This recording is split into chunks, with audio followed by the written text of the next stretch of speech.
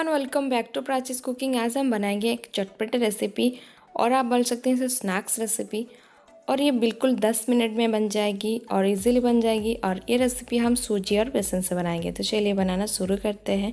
देख सकते हैं इसका टेक्सचर। तो चलिए शुरू करते हैं।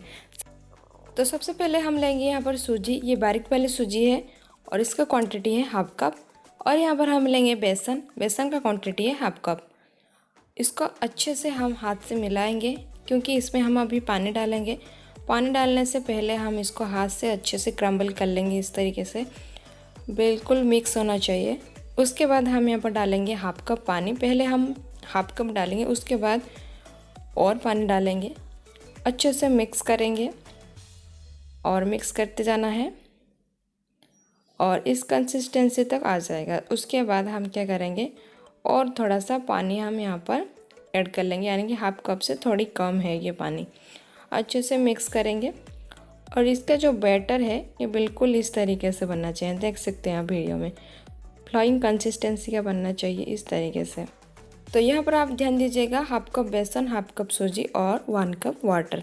अच्छे से मिक्स करेंगे और ये बन गया हमारा बैटर। तो चलिए अभी हम इसको पकाते हैं। उसके लिए हम एक कढ़ाई ले लेंगे, उसमें मैं डालूँगी 1 कप वाटर। उसके बाद थोड़ा सा नमक स्वाद अनुसार, और यहाँ पर कलर के लिए मैंने यहाँ पर हाफ टी स्पून लिए हैं। आप चाहे तो यहाँ पर केसर भी यूज कर सकते हैं। अच्छे से मिक्स करेंगे और कि उबाल आने तक छोड़ देना है। जैसे ही उबाल आ जाएगा हम इसमें जो हमारा बैटर है इसको पोर कर लेंगे इस तरीके से और कंटिन्यूसली स्टर करते जाना है। अगर आप चाहे तो यहाँ पर हल्दी का कलर भी स्किप कर सकते हैं, बिल्कुल वाइट भी बना सकते हैं। और इस तरीके से देख सकते हैं कढ़ाई छोड़ रही है, मतलब हम इसी स्टेज तक पकाना है इस तरीके से। अभी हम इसको ठंडा होने के लिए प्लेट में ट्रांसफ़र कर लेंगे। इसको बिल्कुल ठंडा होने के बाद ही हम इसका जो चटपटा नाश्ता बनाएंगे।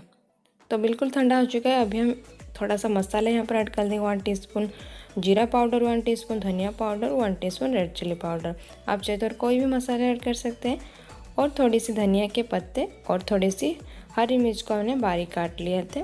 उसके बाद मैं क्या करूँगी, हाथ से ऐसे ऑयल को लगा लूँगी, क्योंकि जब भी मैं इसको मसलूँगी तो ये हाथ से बिल्कुल लग जाएगी, अच्छे से नीट नहीं हो पाएगी। इसीलिए मैं तेल लगा ली थी, फिर भी ऑयल की ज़रूरत पड़ गई। इस तरीके से ऑयल को हमें डाल के एक चिकना डो बना लेना है, बिल्कुल इस तरीके से देख सकते हैं।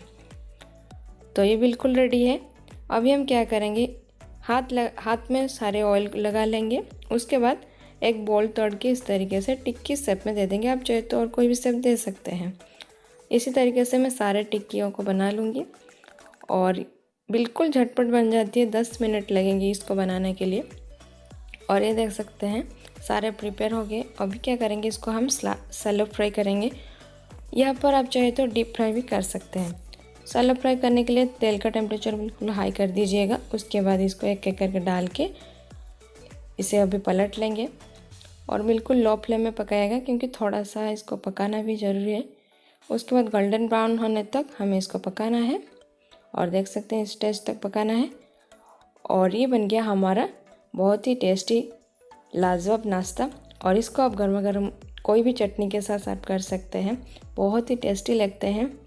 बिल्कुल दाल बड़ा की जितना टेक्सचर बन गया है इसका। मैं इसको आपको तोड़कर भी दिखा देती हूँ। तो वीडियो कैसा लगा मुझे कमेंट में ज़रूर बताएगा। मैं मिलती हूँ नई रेसिपी के साथ। इस वीडियो को देखने के लिए थैंक यू सो मच।